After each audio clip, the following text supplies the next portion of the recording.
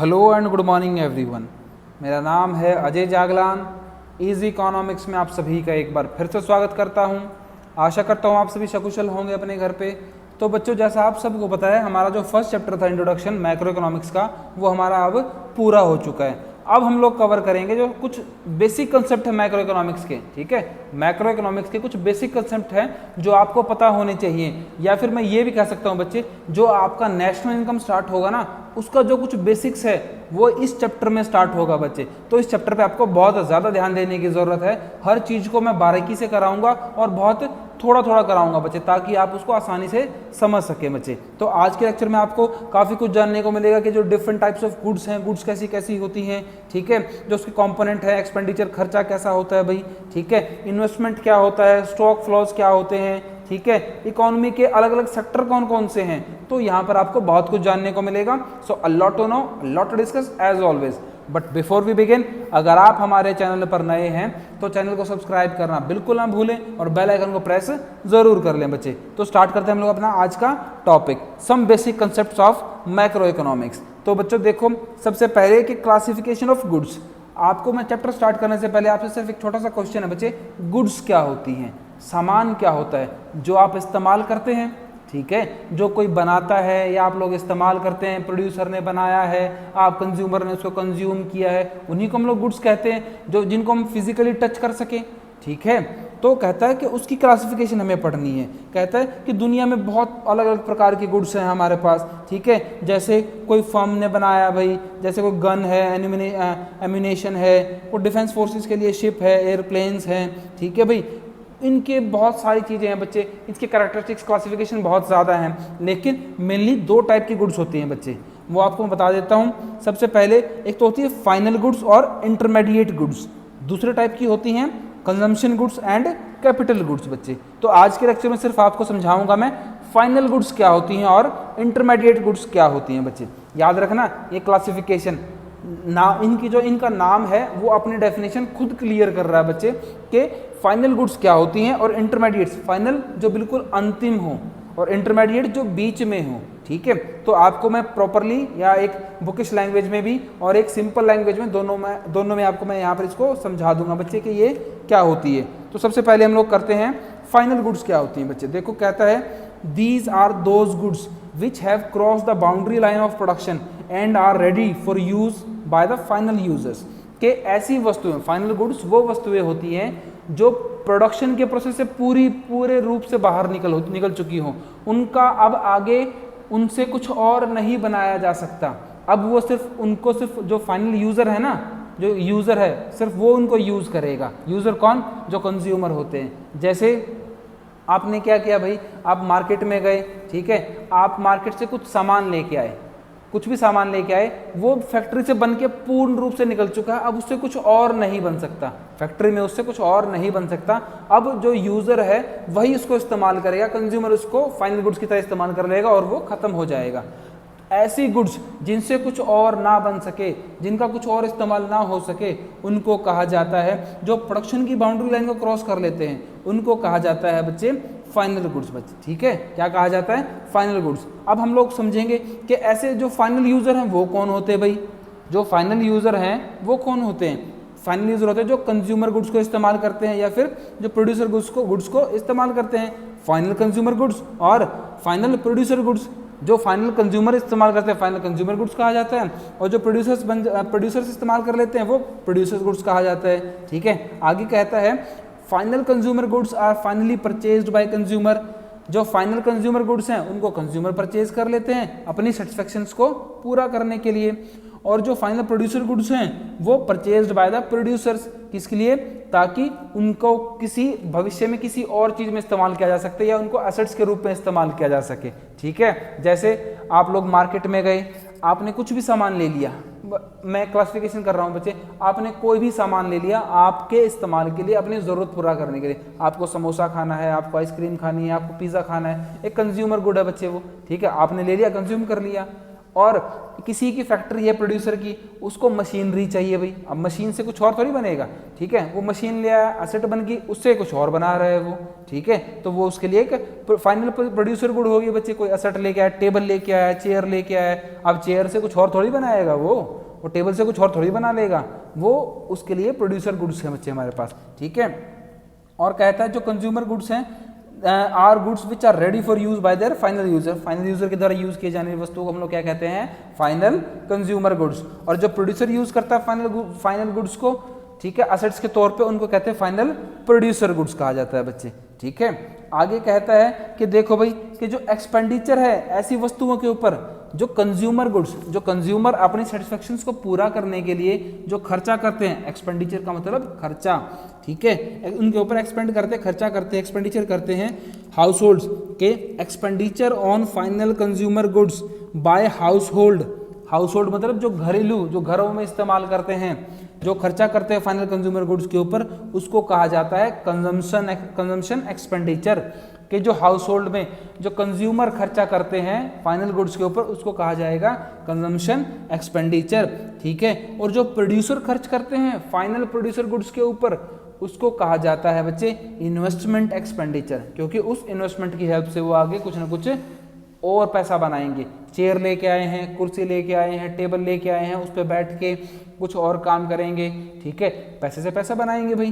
तो याद रखना इन्वेस्टमेंट एक्सपेंडिचर क्या होता है और कंजम्पशन एक्सपेंडिचर क्या होता है बच्चे। तो ये दो टर्म थी आपके पास, और कहा जाता है बच्चे कि इन दोनों का टोटल के कंजम्पशन एक्सपेंडिचर प्लस जो इन्वेस्टमेंट एक्सपेंडिचर है, इन दोनों को मिला के क्या बनता है, एक्सपेंडिचर ऑन फाइनल गुड्स। क्योंकि उस फाइनल गुड्स में दो टाइप के आते हैं, कंज्यूमर गुड्स भी और प्रोड्यूसर गुड्स भी, ठीक है, और उन दोनों के ऊपर किया गया खर्च मिलकर क्या बन जाता है, एक्सपेंडिचर ऑन फाइनल गुड्स बच्चे, ठीक है। तो याद रखना इसका जो फॉर्मूला बनता है consumption expenditure plus investment expenditure बच्चे। अब आगे कहता है, देखो एग्जांपल के तौर पे आपके लिए बात कर लेता हूं मैं उसमें। देखो मैं आपको दिखा देता हूं पहले कि what do you mean when we say that final goods have crossed the boundary line of production, कि आपके लिए समझने के लिए मतलब क्या बच्चे कि कोई वस्तु अपनी फाइनल बाउंड्री लाइन को क्रॉस कैसे कर चुकी है, ठीक है। मैं एग्जांपल आपके लिए समझा देता हूँ, बुकिश एग्जांपल भी समझा देता हूँ, और आपके लिए मैं एक सेपरेट एग्जांपल भी बना के समझा दूंगा बच्चे। कहता देखो a shirt in retail showroom, एक रिटेल शोरूम में एक शर्ट है, is all set to sell, वो बिकने के लिए बिल्कुल रेडी है, टू इट्स फाइनल यूजर के पास। No value is added to shirt by way of stitching, ironing, packing. अब उस शर्ट के अंदर कोई एक्स्ट्रा वैल्यू ऐड नहीं होनी, ना तो उसको सीलने की वैल्यू, ना आयरन करने की वैल्यू, ना पैक करने की वैल्यू, क्योंकि वो बिकने के लिए बिल्कुल रेडी है, ठीक है। The only value addition left now is when it is actually sold to consumer. बस आखिर वैल्यू एडिशन क्या होना है उसमें, जब वो एक्चुअल में कंज्यूमर को सेल की जाएगी। अब वो बन के रिटेल शोरूम में आ चुकी है, अब उस पर कुछ और खर्चा नहीं होना कि उसको सीलना है, प्रेस करना है, नहीं, कुछ भी नहीं होना। तो यहाँ पर कुछ और ऐड नहीं होना, तो कुछ और खर्चा यहाँ पर नहीं होना बच्चे। सिर्फ खर्चा कहाँ पर होगा, कुछ वैल्यू ऐड कहाँ पर होगी। याद रखना मैं वैल्यू ऐड की बात कर रहा हूँ। इसी वैल्यू ऐड से बनेगा आपका नेशनल इनकम काउंट करने का एक फॉर्मूला, वैल्यू एडिशन बच्चे, ठीक है। नेट वैल्यू एडिशन का फॉर्मूला बनेगा यहाँ से, तो आप इसको अभी से सुन लेना, ये बेस है उसका। कि जब शोरूम में वो आई बिकने के लिए कोई वस्तु शर्ट हमारे पास, तो उसमें कुछ और खर्चा नहीं होना, कुछ और वैल्यू ऐड नहीं होनी। सिर्फ वैल्यू ऐड कब होनी है उसमें, जब वो शोरूम से बिकेगी, किसके पास, कंज्यूमर के पास, यूजर के पास, जो शर्ट को यूज करेगा, ठीक है। एग्जाम्पल जैसे कि कहता है कि actually sold to consumer who is the final user if the retailer purchase this shirt for ₹900। जो रिटेलर था, शोरूम में वो शर्ट आई थी 900 रुपए की होलसेलर से, ठीक है, and sells for ₹1000 to consumer, और कंज्यूमर को बेची गई कितने में, वो 1000 रुपए में, ठीक है। यहाँ पर वैल्यू एडिशन कितना हुआ बच्चे, यहाँ पर वैल्यू एडिशन हुआ 100 रुपए का, 1000 माइनस 900, क्योंकि रिटेलर ने खरीदा उसको 900 रुपए में और यूजर को बेचा 1000 रुपए में, तो उसने कितना वैल्यू एडिशन किया, यहाँ पर 100 रुपए का वैल्यू एडिशन किया बच्चे, ठीक है। This is the final stage of value addition to the shirt. ये उस शर्ट के अंदर ऐड होने वाली फाइनल वैल्यू थी, कुछ और इसमें ऐड नहीं होना। Once it is sold to the consumer, the final user of the shirt will be treated out as out of the boundary line of production. अब जो फाइनल कंज्यूमर के पास पहुंच चुकी है, यूजर के पास पहुंच चुकी है, मतलब वो जो प्रोडक्शन बाउंड्री है उसको पूरा कर चुकी है। वो फाइनल एडिशन होने के बाद, वो 100 रुपये का एडिशन होने के बाद वो बाउंड्री लाइन प्रोडक्शन को पूरा क्रॉस कर चुकी है बच्चे। तो ये आपके लिए एक एग्जाम्पल था भाई, ठीक है। देखो एग्जाम्पल आपके लिए इस स्लाइड में है, यहाँ से आप उसको समझ लेना, वीडियो को पॉज करके उस एग्जाम्पल को आप यहाँ से समझ लेना बच्चे, ठीक है। अब कहता है, ये तो हमारे पास फाइनल गुड्स थी। अब कहता है इंटरमीडिएट गुड्स कौन सी होती हैं। देखो इंटरमीडिएट का मतलब होता है जो गुड्स बीच में होती हैं, जिनसे कुछ और भी बनाया जा सकता है। जैसे आप लोग मार्केट में गए, एक पैकेट दूध ले आए बच्चे, ठीक है, वो एक मैं एग्जांपल दे रहा हूँ बच्चे, एक पैकेट दूध ले आए, ठीक है, या फिर आप मार्केट गए एक रॉ लकड़ी ले आए, एक लकड़ी ले आए सिर्फ, आप उस लकड़ी से टेबल भी बना सकते हैं, चेयर भी बना सकते हैं, स्टूल भी बना सकते हैं, आपके लिए डंडा भी बन सकता है बच्चे वो, ठीक है। आप उससे काफ़ी चीज़ें बना सकते हैं। दूध लेके आए, आप उससे पनीर बनाइए, दही बनाइए, मक्खन बनाइए, लस्सी बनाइए, ठीक है, कुछ भी बनाइए, वो एक इंटरमीडिएट गुड्स है। ऐसी वस्तुएं जिनसे जो फाइनल यूज़र के पास या उनसे जाने से पहले जिनसे कुछ और प्रोडक्शन भी हो सके भाई, ठीक है, ऐसी वस्तुओं को कहा जाता है इंटरमीडिएट गुड्स। मैं आपके लिए एक जो बुकिश लैंग्वेज है वो भी पढ़ देता हूँ। Intermediate goods are those goods which have yet not cross the boundary line of production, जिन्होंने अभी प्रोडक्शन की बाउंड्री लाइन को क्रॉस नहीं किया है। Value is still added to these goods, इन गुड्स में अभी और वैल्यू ऐड होनी है, ठीक है। जैसे वो शर्ट आई थी रिटेल शोरूम पे, ठीक है, रिटेल शोरूम पे आई थी शर्ट, उसमें कुछ और वैल्यू ऐड नहीं होनी थी, होलसेलर के पास है। अगर मान लो वो होलसेलर के पास है, अभी उसमें वो आयन भी करेगा, उसको पैक भी करेगा, उसको स्टिच भी करेगा, तो वैल्यू एडिशन यहाँ पर होनी है। जब वो होलसेलर के पास है तो वो एक इंटरमीडिएट गुड्स है, रिटेलर के पास आ जाएगी, यूज़र के पास आ जाएगी, वो एक फाइनल गुड्स होगी हमारे पास, ठीक है। और कहता है कि आगे कहता है वो हमारे पास कि which are yet not ready for use by their final user, और ऐसी वस्तुएं जो फाइनल यूज़र के द्वारा यूज़ नहीं होनी अभी, उन वस्तुओं को कहा जाता है यहाँ पर इंटरमीडिएट गुड्स। क्या कहा जाता है बच्चे? Intermediate goods. जैसे एग्जांपल आपके लिए फिर से वही, shirt purchase by firm X from firm Y, एक फर्म एक्स ने फर्म वाई से शर्ट परचेज की फॉर रीसेल और इंटरमीडिएट गुड्स, उसको रीसेल करने के लिए, तो उसके लिए क्या है, वो एक इंटरमीडिएट गुड्स है बच्चे, ठीक है। तो ये एग्जांपल्स हैं आपके पास। मैं आपसे चाहता हूं कि आप लोग मुझे कमेंट सेक्शन में एक फाइनल गुड्स का और एक इंटरमीडिएट गुड्स का, दोनों का एक परफेक्ट एग्जांपल लिख के बताएं बच्चे, कि जो आप अपने पास एग्जांपल सोचा है कि हाँ सर ये एग्जांपल होता है, ताकि मुझे भी समझ में आए, मुझे भी थोड़ा मोटिवेशन मिले, हाँ बच्चे वीडियो लेक्चर को प्रॉपरली सुन रहे हैं और उनको समझ में आ रहा है बच्चे, ठीक है। तो ये आपके लिए आपके पास कुछ इंटरमीडिएट गुड्स थी, और ठीक है। तो कहता देखो दो डेफिनेशन है वो भी कर लेते हैं। Intermediate goods are those goods which are within the boundary line of production, जो प्रोडक्शन की बाउंड्री लाइन में अभी भी हो उनको कहा जाता है इंटरमीडिएट गुड्स।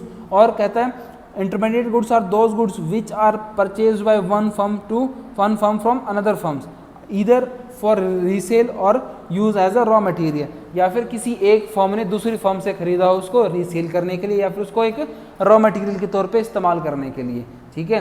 तो उसको कहा जाता है बच्चे एक इंटरमीडिएट गुड्स, ठीक है। क्या कहा जाता है उसको? एक इंटरमीडिएट गुड्स कहा जाता है। आगे कहता है कि जो वैल्यू होती है, value of intermediate goods ultimately become the part of value of final goods, जो वैल्यू होती है इंटरमीडिएट गुड्स की, जो खर्चा होता है उस इंटरमीडिएट गुड्स के ऊपर, वो फाइनल क्या बन जाता है हमारा? वैल्यू ऑफ फाइनल गुड्स बन जाता है बच्चे। एग्जाम्पल आपके लिए फिर से एग्जाम्पल रेडी है, उसको सुन लो। कहता है when a carpenter buy wood worth ₹10,000, एक कारपेंटर ने 10,000 रुपये की लकड़ी खरीदी और and convert it into chairs, और उसको चेयर में कन्वर्ट किया 20,000 रुपये की, ठीक है। Then the value of chair final goods, अब चेयर क्या बन गई? फाइनल गुड्स, और जो लकड़ी थी वो क्या बन गई? एक इंटरमीडिएट गुड्स थी। Included the value of would, उसमें उस 20,000 रुपये में उस चेयर में 10,000 रुपये लकड़ी की वैल्यू भी है, ठीक है, इंटरमीडिएट गुड्स की, और जो उसके अंदर वैल्यू ऐड हुई है 10,000 रुपये, और जो फाइनल गुड्स बनी है उसकी वैल्यू भी उसके अंदर ऐड है पहले से, ठीक है।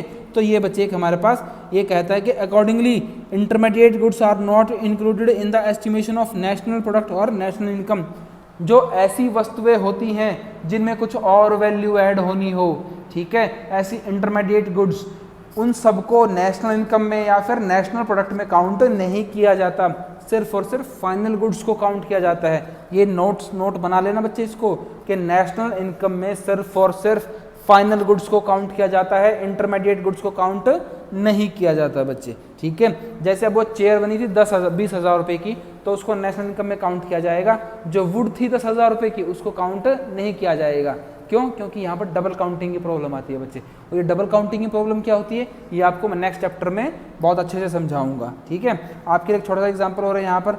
एक्सपेंडिचर जो खर्चा होता है ऐसे इंटरमीडिएट गुड्स के ऊपर, ठीक है, एक अकाउंटिंग ईयर में, उसको कहा जाता है इंटरमीडिएट कंजम्पशन।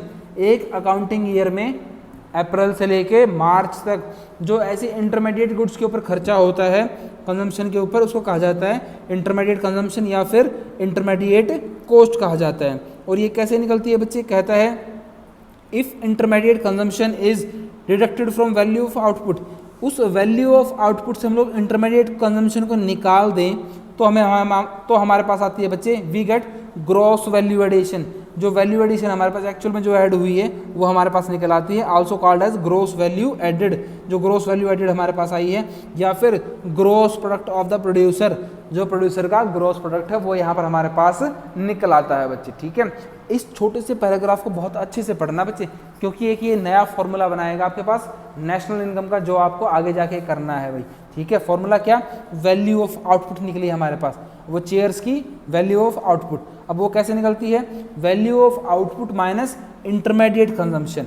ठीक है, वैल्यू ऑफ आउटपुट कितनी चेयर्स की, 20,000 माइनस इंटरमीडिएट कंजम्पशन कितनी थी, वो 10,000 रुपये की लकड़ी।